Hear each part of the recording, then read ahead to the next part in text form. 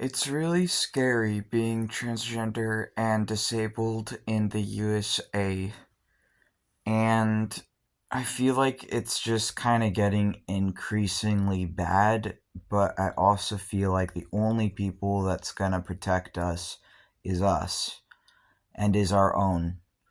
I'm thankful and fortunate enough that I have some really great friends who have my back, and I'm really thankful for that in this time.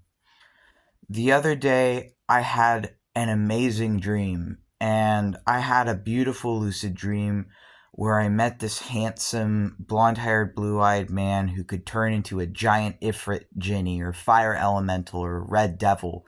And he was so cool, and it was such a good dream that when I woke up, I drew what I could kind of remember from the dream, and then it was a lucid dream, which means I knew I was dreaming when I had it.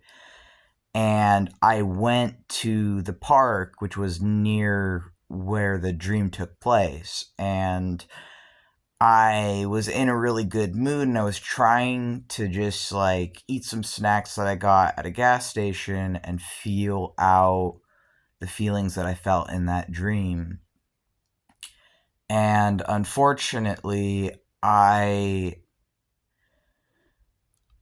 tried to socialize with some people because I was in a really good mood, and I'm like, oh, I should like talk to some people. I should try and make some friends. And so I went up to some people and I was talking to them. I was like, do you guys ever have lucid dreams, or do you guys like spirituality?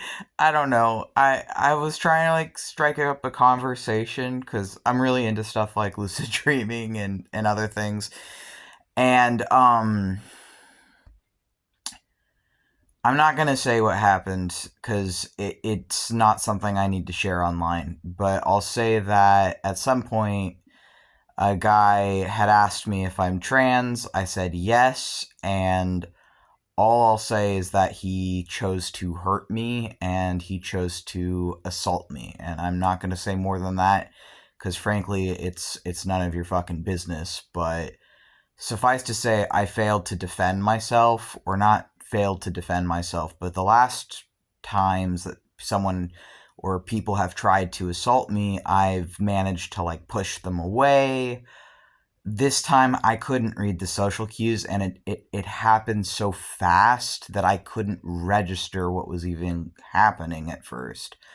And he did specifically, I think, do it because he was attracted to me, and because I think that him being attracted to a trans man was upsetting to him, because a lot of times, regardless of sexuality, straight men are attracted to me. It's been that way my whole life. It's been that way when I was perceived as a woman, and it is still that way now that I'm perceived as a gay man. Um, and it's really upsetting how people have kind of treated me my whole life as like an object or a toy, and it was not okay.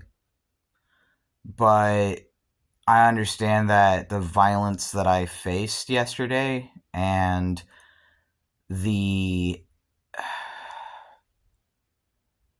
harm that unfortunately is a risk going outside as a trans person in the USA. Um, I'm reminding myself that there's nothing anyone can do to me that hasn't already been done to me, and there's a source of strength and power in that.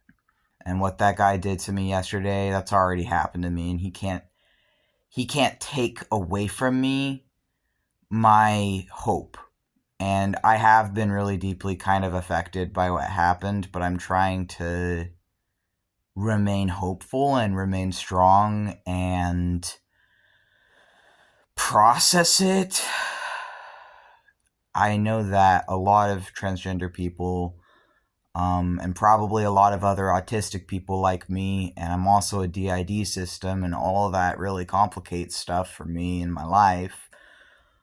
But I'm not a toy. I'm not a robot. I'm not a puppet. I'm not a how they treat me, and I know who I am.